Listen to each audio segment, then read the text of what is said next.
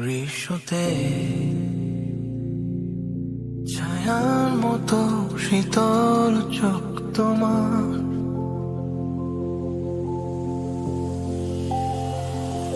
মেঘ হয়ে ঢেকেছে যত রোদ জানালা,